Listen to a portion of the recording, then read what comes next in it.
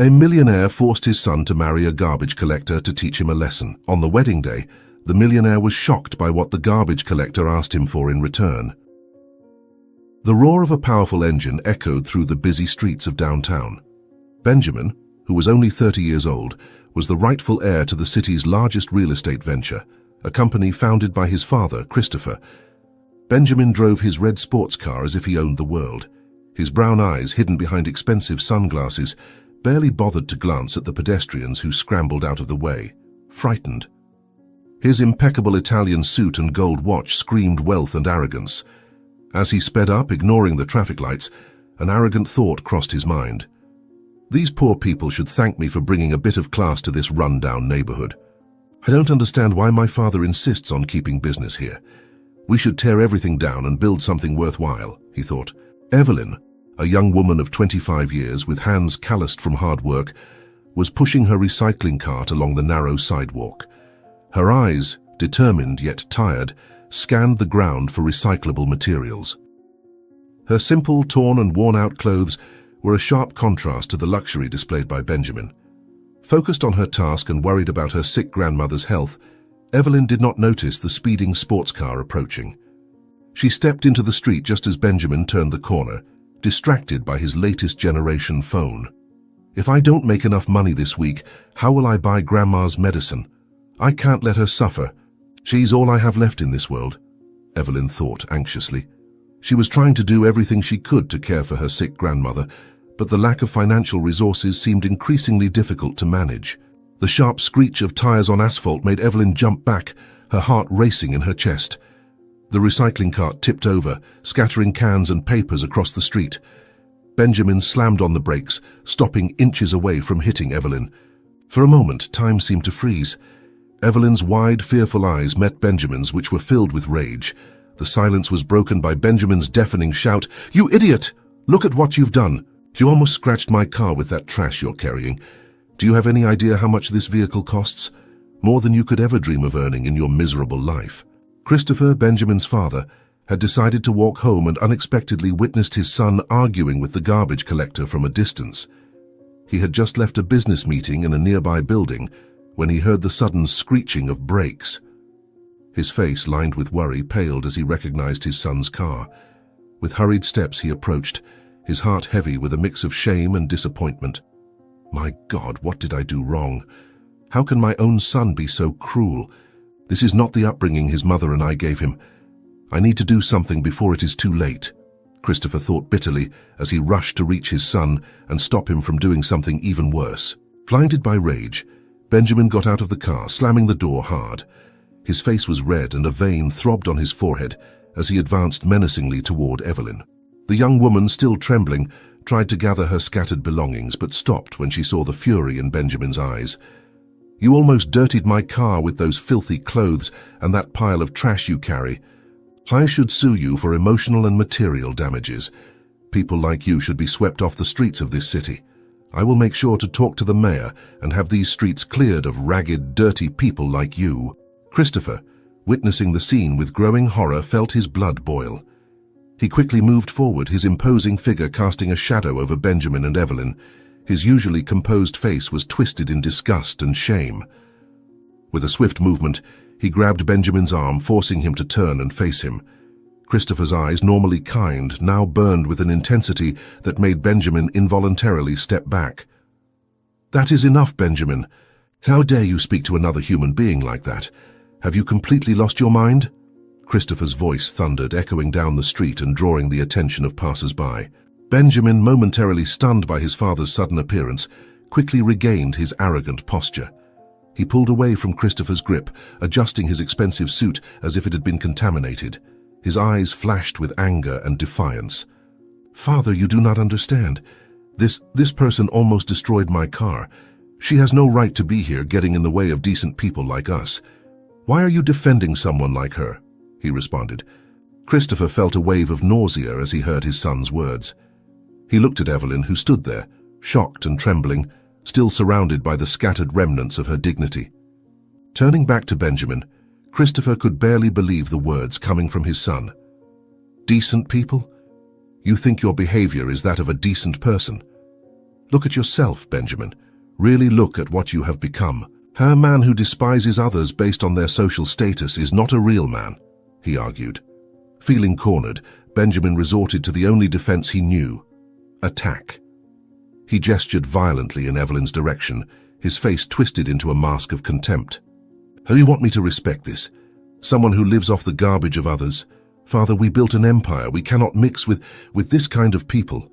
They are the reason our neighborhoods are falling apart. If it were up to me, they would all be removed from the city." Christopher closed his eyes for a moment, as if Benjamin's words were physical blows.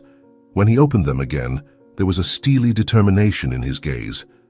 He stepped closer to Benjamin, determined to show his son that he was wrong. "Listen carefully, Benjamin, because I will only say this once. Your attitude disgusts me. You have become exactly the kind of person your mother and I have always despised. Arrogant, cruel, and completely blind to the value of human life." "This woman is a human being," Christopher responded, his voice low but loaded with authority. Then he turned to Evelyn. "What is your name, my dear?" he asked gently. Evelyn, still in shock, replied, "My name is Evelyn Allen, sir," she said, her voice trembling. "I am Christopher Evelyn. Forgive me for my son's rude behavior. I promise I will do everything I can to make sure he never treats people like this again. I will make Benjamin understand how to treat others," he promised. Benjamin tried to interrupt, but Christopher raised his hand, silencing him. "No, you will listen to me now. I made a mistake in your upbringing and it is time to correct it. From now on, you have a choice to make." The air around them seemed charged with tension. Evelyn, momentarily forgotten, watched the scene with a mix of fear and fascination. Christopher continued, his voice gaining strength. "You will marry this young woman, Evelyn, and you will learn what humility and compassion are. You will live as she lives, work as she works, and maybe, just maybe, you will learn the true value of people." "Or—" Benjamin, incredulous, interrupted. "Or what, father? You cannot be serious." Christopher looked at him with unwavering firmness. "Or you will be disinherited completely. No access to a single penny of the family fortune, no car, no apartment, nothing. The choice is yours." A heavy silence fell over them.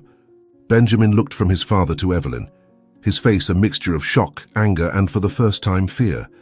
Then slowly, a disdainful smile began to form on Benjamin's lips.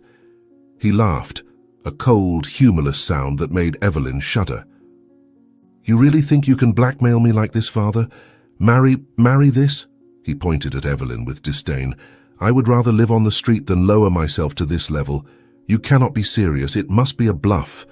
Christopher held his steady gaze, his determination evident in every line of his face.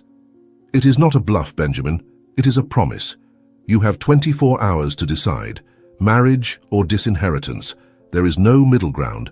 Benjamin, still laughing, but with a hint of hysteria in his voice, turned his back on his father. "This is ridiculous. I am going home. When you come to your senses, call me."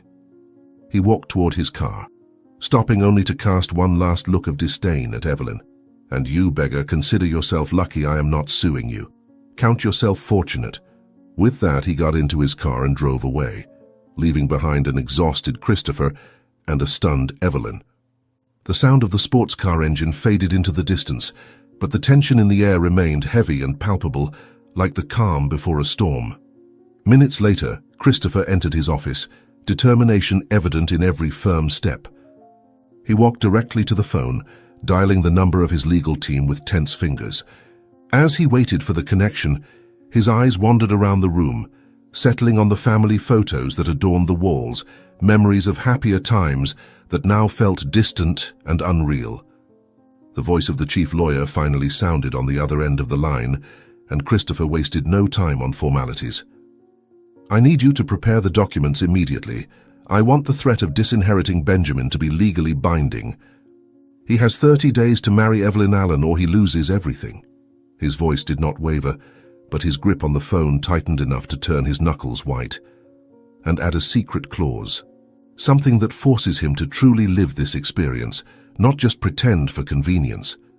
The lawyer hesitated for a moment before responding, "Sir, are you sure about this? It is quite a drastic measure."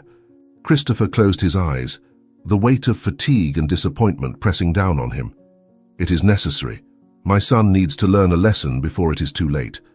While Christopher discussed the legal details, Benjamin burst through the office door, his face a mask of fury and disbelief. He had returned, unable to believe that his father would go through with the threat. His eyes narrowed as he saw Christopher on the phone, and he moved forward, gesturing violently. "Father, you cannot be serious. This is madness," Benjamin shouted, his voice echoing off the office walls. "You are really going to throw away years of hard work for our family because of some random garbage collector?" Christopher covered the mouthpiece of the phone, staring at his son with a mixture of sadness and determination. "Benjamin, it is exactly this attitude that makes me see why this is necessary. You need to learn the value of people beyond money."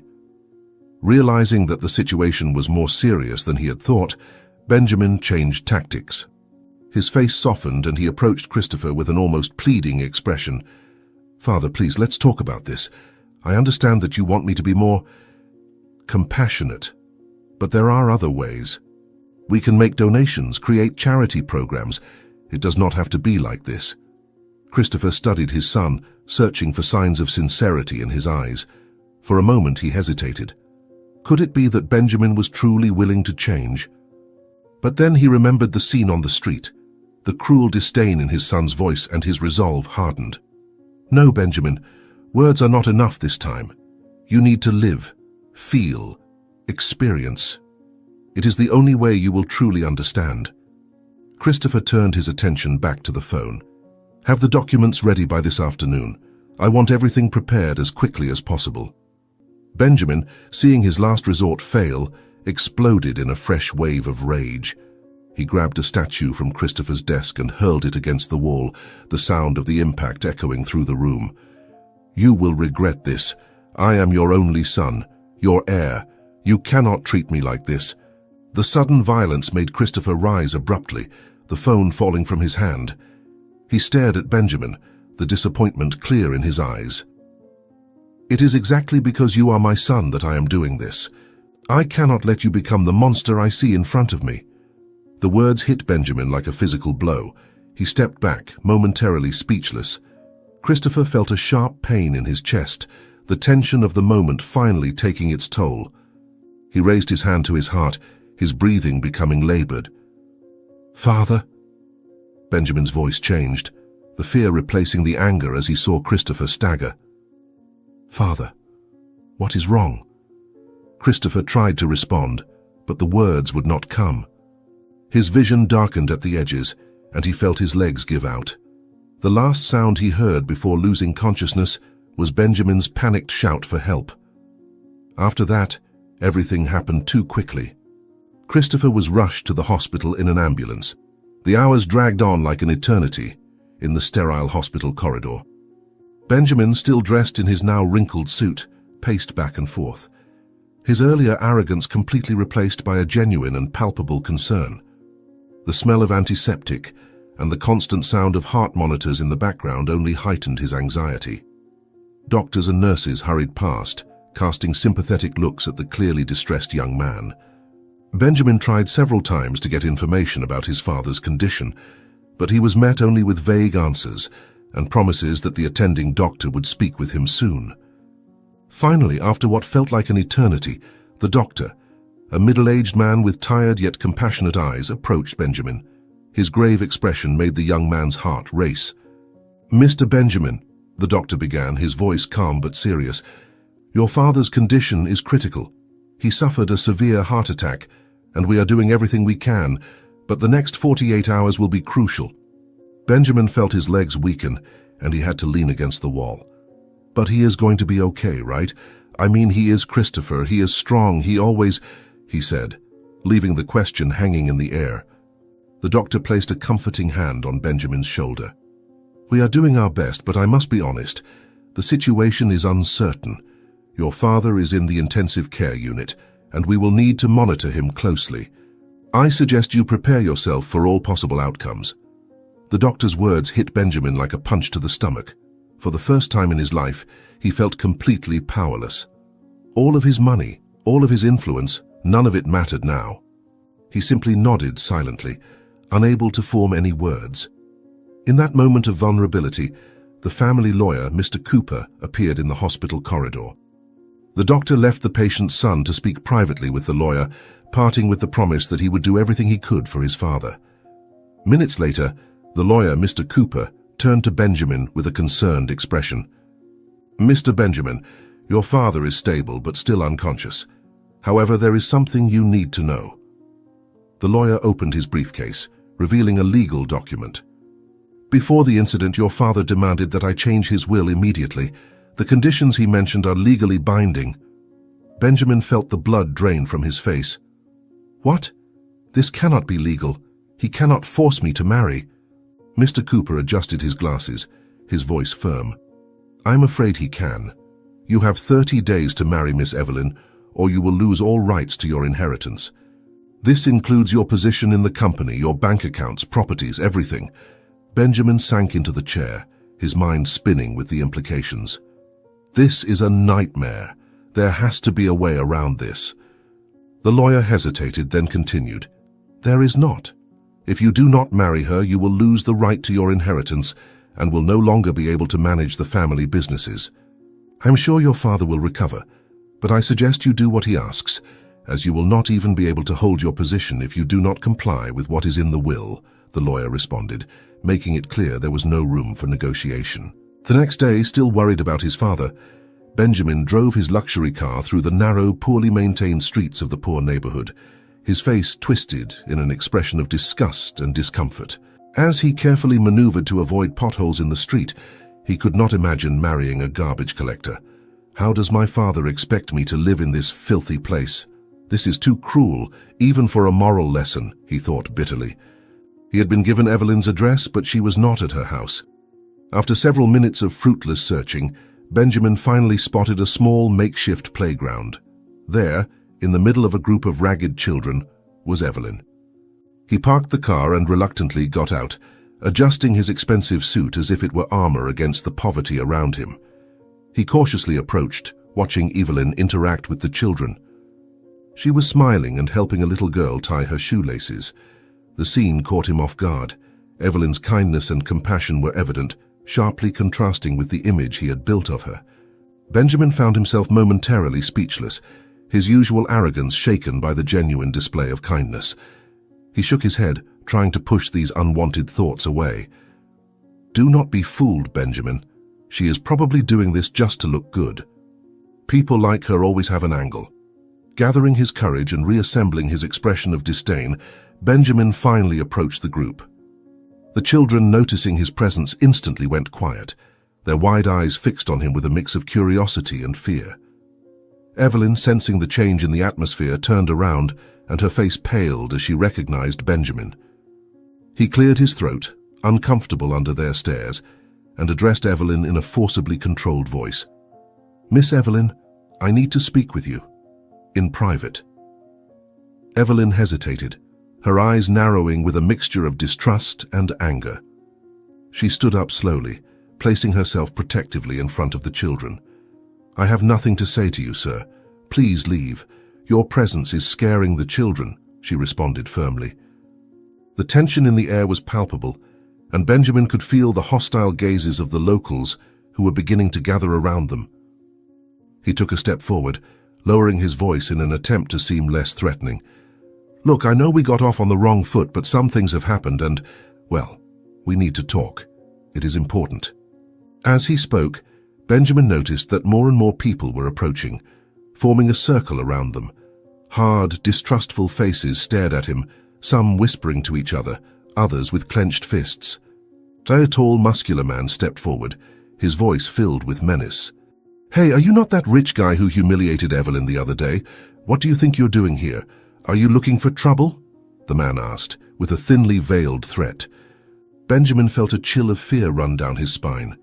He was surrounded, and for the first time in his life, his money and status could not protect him. He looked at Evelyn, a silent plea in his eyes. The circle of hostile people was closing in, and Benjamin could clearly hear the murmurs of anger and the veiled threats. His heart raced, and he realized he was completely out of his element. With a trembling voice, he made one last attempt. Please, Evelyn. I just need 5 minutes of your time. After that I will leave, I promise. Evelyn watched the scene unfold, her face a mask of conflicting emotions. On one hand, the anger and hurt from Benjamin's earlier treatment still burned in her chest. On the other hand, the plea in his eyes and the evident fear in his posture stirred an involuntary sense of compassion. She took a deep breath, closed her eyes for a moment, and then stepped forward, placing herself between Benjamin and the threatening man. "Stop! Do not hurt him," she said, her voice firm and clear, surprising everyone, including herself. "We are not violent people. We will not lower ourselves to his level." She turned to Benjamin, her eyes hard. "You have 5 minutes, not a second more." Benjamin felt relief flood his body, but he kept a rigid posture, trying to regain some of his lost dignity. He shot a look of disdain at the crowd before following Evelyn to a more secluded corner of the park. The children watched curiously, some still holding their broken makeshift toys. Once they were out of earshot of the others, Benjamin began to speak, his voice a mixture of arrogance and discomfort. "Look, I did not want to come back here, but something happened. My father, he had a heart attack." He paused, hoping to see some sign of sympathy on Evelyn's face, but she remained impassive. Frustrated, he continued, "The thing is, before that he changed his will, and now, well, I need to marry you." Evelyn blinked, incredulous, her mouth opening in shock. For a moment she was speechless, trying to process the absurdity of the situation. When she finally spoke, her voice was a mix of indignation and disbelief. "You are joking with me, right? Is this some kind of sick joke?" Benjamin frowned, irritated by her reaction. "Believe me, I wish it were. But it is the truth. If I do not marry you in 30 days, I lose everything. The company, the money, everything. Look, I know we did not start off well, but think of this as an opportunity. You would never have to worry about money again," he said, trying to keep his frustration in check. Evelyn felt anger rise inside her, her hands clenching into fists. "An opportunity? You think you can just come here after publicly humiliating me and offer me money as if that fixes everything? I'm not for sale, sir. My dignity is worth more than all of your money." She stepped toward him, her eyes blazing. Benjamin stepped back, surprised by the intensity of Evelyn's response. He was not used to being rejected, especially not by someone he considered beneath him socially. His face twisted in a mixture of anger and confusion. "You do not understand. I am offering you a life you could never have otherwise. Think of the life you could live with all this money. You could stop wearing those torn clothes, stop collecting trash on the streets, and live in comfort." He gestured, trying to make his point. Evelyn felt tears of frustration forming in her eyes, but she held them back. She took a deep breath, trying to calm herself before responding. "You really do not get it, do you? It is not about the money. It is about respect, about dignity. Things you clearly do not—" She stopped abruptly, her face paling. Benjamin followed her gaze and saw an elderly woman slowly approaching, supported by a cane. The woman looked frail, her breathing labored. Evelyn rushed to help her, momentarily forgetting about Benjamin. "Grandma, what are you doing here? You should be resting," Evelyn said, the concern in her voice palpable. The elderly woman smiled weakly at Evelyn, then looked curiously at Benjamin. "Who is this young man, dear? Is he bothering you?" the elderly woman asked, her voice weak but with a protective note in it. Evelyn shook her head, casting a warning glance at Benjamin. "No, Grandma, he was just leaving." She turned to Benjamin, her voice low and urgent. "You need to leave, now." Benjamin, however, did not move. His eyes were fixed on Evelyn's grandmother, noticing the tremors in her hands, the paleness of her skin. An idea began to form in his mind, one that made him uncomfortable, but could be his only chance. He cleared his throat, trying to sound casual. "Your grandmother does not seem very well. Has she been getting proper treatment?" Evelyn glared at him, her eyes narrowing with suspicion. "That is none of your business. Please, just go." But Benjamin could see the concern in her eyes, the barely concealed fear, and in that moment he knew he had found his bargaining chip. Despite Evelyn's protests, Benjamin followed the two women into the small apartment where they lived, his cold eyes calculating every detail of the miserable surroundings. The grandmother's room, although clean, exuded poverty and despair. While Evelyn lovingly cared for her grandmother, Benjamin felt a malicious smile forming on his lips. He had found the perfect weakness to exploit. He cleared his throat, catching Evelyn's attention. "We need to talk." In private. In the narrow hallway, Benjamin approached Evelyn, his voice low and threatening. "Your grandmother will not last long without proper treatment, will she? I can change that. The best doctors, the best hospitals. All you have to do is marry me and do exactly as I say," he argued, seeing the shock in Evelyn's eyes but remaining relentless. Evelyn stepped back, horrified by Benjamin's coldness. "You are a monster. How can you use my grandmother's life like this?" Benjamin smiled, a smile that did not reach his eyes. "I am not a monster. I am a businessman, and this is the best deal you're going to get. Your grandmother lives and you... Well, you do what I say." Evelyn felt the crushing weight of the decision. She looked toward the room where her grandmother lay, fragile and sick, and felt tears burn in her eyes. She turned to Benjamin, defeated. "If I agree, do you swear you will save my grandmother? She is my only family. If you want me to marry you, I need your guarantee that you will save her." Benjamin was shocked. Evelyn could have asked for something luxurious, a fortune, but the only thing she asked for was to save her grandmother. After recovering from the shock, he nodded, his eyes gleaming with cruel satisfaction. "Of course. She will have the best treatment money can buy, and you, my dear, will be the perfect obedient wife." Evelyn closed her eyes, feeling as though she was selling her soul to the devil. "I agree, but know that every moment of this marriage, I will hate you with every fiber of my being." Benjamin laughed softly, a cold sound that made Evelyn shiver. "Hate, love. What difference does it make? The important thing is that you will do exactly what I want." As they explained the situation to Evelyn's grandmother, Benjamin was already planning how he would use this marriage for his own selfish purposes. Not only would he save his inheritance, but he would also gain a tool to manipulate and control. At that very moment, on the other side of the city, in a hospital room, Christopher awoke from his coma. His eyes opened, slowly focusing on the room around him. With surprising strength, he grabbed the arm of the nearby doctor, his voice hoarse but determined. "Benjamin, the wedding. I need to see it happen." What Christopher did not know was that his plan to teach his son a lesson was about to turn into something far more sinister and dangerous than he could ever have imagined. Weeks later, the church hall was decorated with expensive flowers and elaborate arrangements, a stark contrast to the bride waiting in the back. Evelyn nervously adjusted her worn-out dress, the mended seams and faded fabric, a deliberate choice for this day. Her hands trembled slightly as she touched the simple necklace her grandmother had given her, the only accessory she had chosen to wear. Outside, she could hear the buzz of the wealthy and influential guests, all eager to witness the unusual wedding of Benjamin, one of the richest men in the city. Evelyn closed her eyes, taking a deep breath to calm her nerves. "I am doing this for Grandma. She has already received treatment and is out of danger. I just need to fulfill my part of the deal and endure until the end," she whispered to herself. Benjamin waited at the altar, his immaculate suit sharply contrasting with his pale and tense face. His eyes restlessly scanned the crowd, lingering momentarily on his father, Christopher, sitting in the front row. The unexpected presence of Christopher, recently out of the hospital, added an extra layer of pressure to an already tense situation. His father had been released from the hospital only a short time ago, but he would need continued medical care due to his fragile health. Benjamin adjusted his tie, feeling it tighten like a noose around his throat. His thoughts were a whirlwind of future plans and manipulations, but also of growing fear. What if she backs out at the last moment?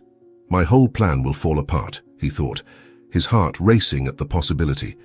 The wedding march began to play, and all heads turned toward the entrance of the church. Evelyn appeared walking down the aisle alone. Her steps were slow and measured, each one a battle between the urge to flee and the need to move forward. The shocked murmurs from the guests upon seeing her simple, worn and torn outfit, instead of an elegant wedding gown, were like needles in her ears, but she kept her chin up, her eyes fixed on Benjamin. Evelyn had chosen to wear her everyday clothes to teach Benjamin a lesson about respect for poorer people. He would marry her just as he had first seen her. As she passed Christopher, she noticed the look of surprise and what seemed like disgust on his face. Evelyn reached the altar, her heart pounding in her chest. She looked at Benjamin, seeing the mixture of discomfort and calculation in his eyes. "Remember why you are doing this. For Grandma, for her health. You can endure anything for her," she reminded herself. The priest began the ceremony, his voice echoing through the silent hall. Benjamin and Evelyn stood side by side, an invisible chasm between them. As the priest spoke of love and commitment, Evelyn let her mind wander to the past few weeks. Her grandmother's treatment, the best doctors, the expensive medications, all provided by Benjamin just as he had promised. She remembered the nights spent by her grandmother's bedside, watching her gradually improve, growing stronger day by day. The gratitude for this chance at healing was bitterly mixed with the hatred she felt for Benjamin and the situation she found herself in. Christopher watched intently from his seat, his eyes moving from Benjamin to Evelyn, an enigmatic expression on his face. He murmured to himself, "Maybe there is hope for him after all. Evelyn made an excellent choice of outfit to show my son that simple people, regardless of what they wear or have, deserve respect." Finally, the crucial moment arrived. The priest turned to Benjamin, asking the fateful question, "Benjamin, do you take Evelyn as your lawful wife to love and honor her, in sickness and in health, in wealth and in poverty, until death do you part?" Time seemed to freeze. Benjamin felt the weight of all eyes on him, especially his father's. His gaze moved over Evelyn, lingering on the worn and mended clothes she had chosen to wear. A flash of disgust crossed his face, quickly replaced by a mask of indifference. "How dare she show up like this? She is doing this on purpose to humiliate me," he thought, feeling a mixture of anger and revulsion. His eyes then met Evelyn's. Where he expected to see defiance, he saw only fear, a deep and palpable fear of being rejected right there at the altar, in front of everyone. For a brief moment, Benjamin hesitated. The vulnerability in her eyes caught him off guard, making him question his own intentions. But then he remembered his plan, the inheritance, everything that was at stake. Sadness and disappointment flooded Evelyn's face as she waited for his answer. This was no fairy tale and there would be no happy ending, but it was a choice they had both made, for very different reasons. In a firm voice, devoid of any genuine emotion, Benjamin finally answered, "I do." Minutes later, the reception hall glittered with luxury and opulence, a stark contrast to the bride's simplicity. Evelyn, still in her mended and simple attire, moved through the crowd like a ghost, disconnected from the lively conversations and the clinking of champagne glasses. Her eyes searched constantly for Benjamin, who was surrounded by executives and socialites. Finally, seeing an opening, she approached, her heart pounding in her chest. Benjamin saw her coming, barely able to hide his discomfort and irritation. "Benjamin," Evelyn began, her voice surprisingly steady, "I would like to thank you for the treatment you provided for my grandmother. She is recovering well." Evelyn paused, taking a deep breath before continuing. "But I also came to say goodbye. I cannot continue with this charade." With trembling hands, she held out an envelope to Benjamin. "Here is my explanation and my renunciation of any claim to your fortune." Benjamin took the envelope, confused and irritated. "What is this? Some kind of joke?" Evelyn looked him straight in the eyes, her voice filled with emotion. "Read the letter, Benjamin. Maybe then you will understand the true value of people." With those words, she turned and walked toward the exit, leaving a stunned Benjamin behind. Benjamin opened the envelope with trembling fingers, unfolding the carefully written letter. As his eyes moved across the lines, his expression shifted from anger to shock, and then to deep confusion. He read the letter aloud, unable to believe what was happening. "Dear Benjamin, first, I want to express my sincere gratitude for my grandmother's treatment. Your generosity, even if forced, saved her life, and for that I will be eternally grateful. However, I cannot continue with this arranged marriage. From the moment we met, you made your disdain for me, for poor people, and for my situation clear.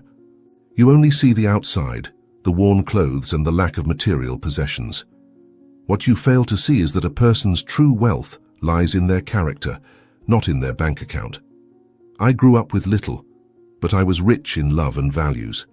My grandmother taught me the importance of honesty, hard work, and compassion. These are the true treasures I carry with me, and no amount of money can buy them. You wanted to marry me to keep your inheritance, but in the process, you revealed a poverty of spirit that no fortune can hide. The cruelty with which you treat those you consider beneath you is a reflection of your own insecurity and lack of character. Therefore, I am withdrawing from this agreement. I neither want nor need your fortune. I prefer my simple, honest life over living a lie and luxury by your side. I hope this experience opens your eyes to the true value of people, regardless of their social class. True nobility does not lie in a name or a bank account, but in actions and character. Maybe one day you will learn that respect and compassion are worth more than any amount of money. Until then, I wish you peace and hope you learn to see beyond appearances. Sincerely, Evelyn. As Benjamin read, his face went through a range of emotions: anger, confusion, and finally, a flicker of something that seemed like shame. He looked around, suddenly aware of the curious stares from the guests. Christopher approached, noticing the distress on his son's face. "What happened, Benjamin? What is this letter you are holding? Where is Evelyn?" Christopher asked, concerned. Benjamin stared at his father, his voice trembling slightly. She left. She gave up everything. She said she prefers her simple life over living with me." In that moment, for the first time in his life, Benjamin felt the weight of his actions and attitudes. Evelyn's letter had touched something deep within him, something he had not known existed. He abruptly turned, leaving his father confused, and ran toward the exit of the hall. His thoughts were a whirlwind. What have I done? Who have I become? With that, Benjamin began running through the city streets, his expensive suit now wrinkled and dirty, the fine leather shoes hurting his feet, which were unaccustomed to long walks. Night was falling, bringing with it a cold breeze that made him shiver. He passed through dark alleys and poorly lit streets, areas of the city he had never even thought to visit before. His eyes scanned every corner, desperately searching for Evelyn, his wife. The reality of life on the streets hit him like a punch to the stomach. The smell of garbage, the distant sound of sirens, the wary looks from people passing by. How can someone live like this?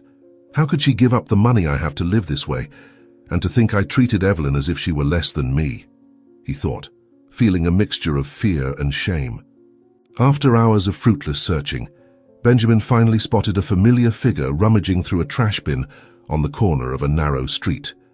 His heart leaped as he recognized Evelyn, still wearing the same worn-out clothes from the wedding. He cautiously approached, watching her sift through the garbage with a skill that surprised him. Evelyn found a half-eaten sandwich, and for a moment, Benjamin thought she might eat it immediately. To his astonishment, she turned and offered the sandwich to a homeless man sitting on the nearby sidewalk. The man accepted it with a grateful smile, and Evelyn continued her search, ignoring the sounds of her own stomach growling. Benjamin felt a wave of admiration and shame wash over him. She is hungry, yet she still thinks of others first, he reflected, feeling smaller than ever. Summoning all his courage, Benjamin approached Evelyn. She saw him and froze, her eyes widening in surprise at the sight of him before narrowing with suspicion. Before she could say anything, Benjamin spoke, his voice trembling with emotion. "Evelyn, I am sorry. For everything. You were right about me, about who I am. But I want to change, I want to understand, I want to see the world through your eyes. I do not want to be this way anymore. Your letter made me realize how misguided my values were. Can I help you continue collecting trash? Teach me how to do this, how to live as you live," he said, his voice firm. Evelyn stared at him for a long moment, searching his eyes for any sign of insincerity. Finally, she spoke, her voice a mix of exhaustion and skepticism. "Why should I believe you, Benjamin? You made it very clear what you think of people like me." Benjamin felt the weight of her words, but he did not back down. He took off his expensive jacket and tossed it into a nearby trash bin. Then he rolled up the sleeves of his shirt and crouched down beside Evelyn. "Because I am willing to learn, to change. You showed me who I am in that letter, and I do not want to be that person. So show me what your life is like, Evelyn. I want to understand, truly understand." With hesitation, Evelyn nodded and began to explain the process of sorting recyclable materials. Benjamin listened intently, his clumsy hands trying to mimic her precise movements. With each passing minute, a new understanding began to form in his mind. The work was hard, dirty, and often humiliating, with people passing by and casting looks of disdain. But Benjamin persisted, determined to prove his sincerity. After a few hours, his hands were dirty and scratched, his body aching, but a new light shone in his eyes. He turned to Evelyn, his voice filled with a newfound humility. "Evelyn, I know I do not deserve your forgiveness or your trust. But if you give me a chance, I would like to live a simple life by your side. Not for money or status, but to learn how to be a better person, like you. I want to make up for my mistakes and see the world as you see it. Would you take me back, not as a rich man, but as someone willing to learn and change?" Evelyn looked at Benjamin, her eyes reflecting a mix of emotions, surprise, skepticism, and a spark of hope. She observed his hands, now dirty and calloused, so different from the soft, well-cared-for hands she had known before. For a moment, she remained silent, weighing his words and actions. Finally, with a deep sigh, she spoke. "Benjamin, your words are nice, but words are easy. Living this life day after day is something entirely different. Do you really understand what you're asking for?" Benjamin nodded, his face showing a determination Evelyn had never seen before. "I know it won't be easy, Evelyn, but I am willing to face every challenge. I want to learn. I want to grow. I want to become the kind of person who deserves your respect." As they spoke, the night wore on, and Evelyn began to gather the recyclable materials they had collected. Benjamin, remembering the last time he had been at Evelyn's apartment, hesitantly asked, "Evelyn, I know I have no right to ask this, but may I go with you? I really want to understand how you live day by day." Evelyn considered for a moment, then reluctantly nodded. "All right, but do not expect any luxury. You have already seen how it is there." Together, they made the familiar journey to the old building where Evelyn lived. As they climbed the stairs, Benjamin noticed details he had not seen before. The unstable railing, the damp stains on the walls. Each step felt like a lesson in humility. When they entered the small apartment, Evelyn's grandmother greeted them with a surprised look upon seeing Benjamin again. She was sitting in a worn-out armchair, but she appeared much healthier than the last time Benjamin had seen her. "Hello, young man, I did not expect to see you here again," she said, her voice filled with curiosity. Benjamin felt a wave of shame as he remembered how he had behaved on his previous visit. "Good evening, Mom." I came to learn," he responded respectfully. Evelyn briefly explained the situation to her grandmother, including the story of the wedding, which left her grandmother shocked. Benjamin stood awkwardly, feeling the weight of both women's gazes. The apartment seemed even smaller than he remembered, each object telling a story of struggle and perseverance.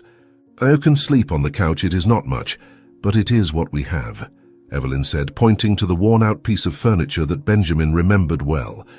As Evelyn prepared the couch with clean but worn sheets, Benjamin offered to help with any household chores. He felt awkward and out of place, but was determined to show that he was genuinely willing to change. Later, lying on the narrow and uncomfortable couch, Benjamin reflected on how drastically his life had changed in such a short time.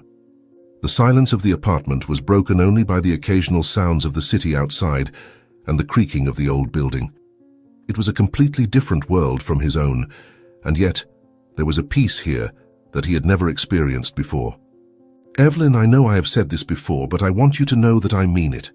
I have a long way to go, but I will work hard every day to become a better person, to see the world the way you see it, to help others the way you do. No matter how long it takes, I will prove that I can change," he whispered into the darkness, believing that she could not hear him. However, in the next room, Evelyn heard Benjamin's words. She did not respond immediately, but something in her expression softened. That night, in the simple apartment that Benjamin had once despised, something began to change between them.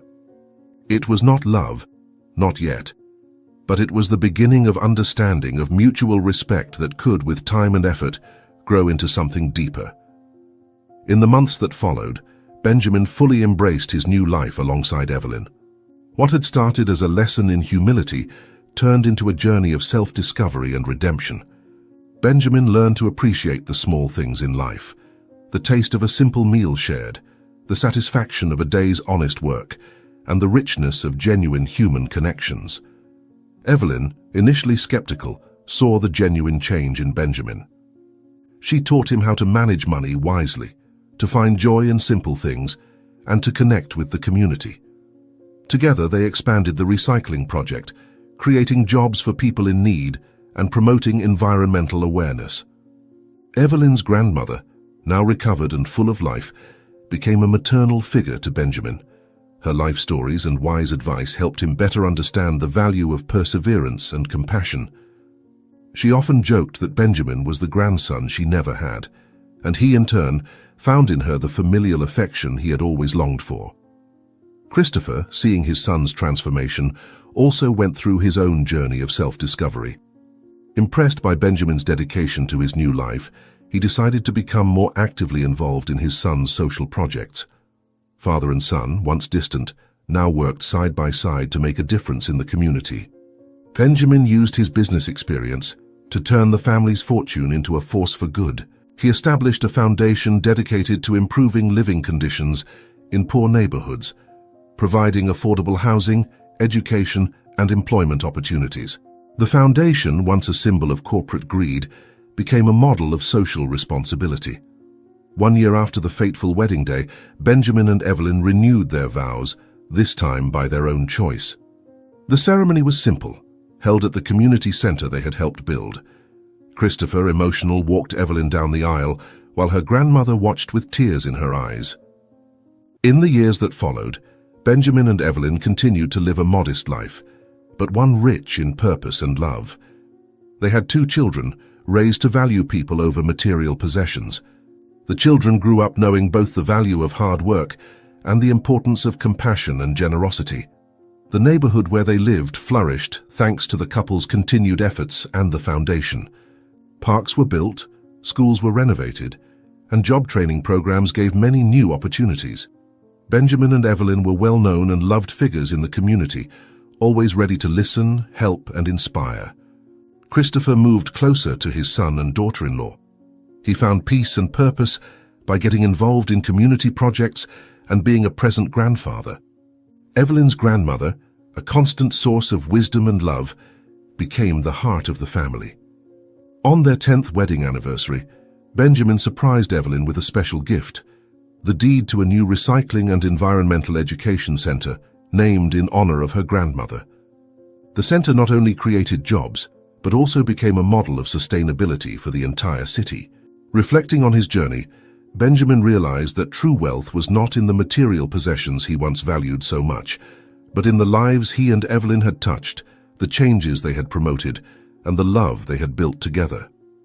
He understood that the lesson his father had tried to teach him years ago was not about losing his fortune, but about gaining something much more valuable, a compassionate heart and a life with purpose.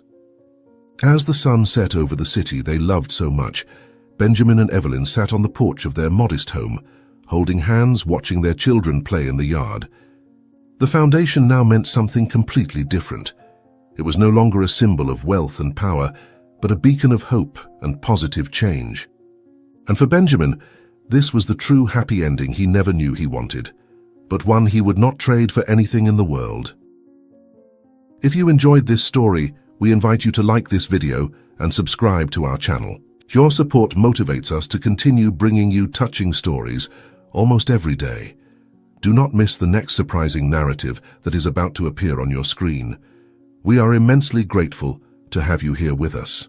Now you can click on the links appearing on the screen right now.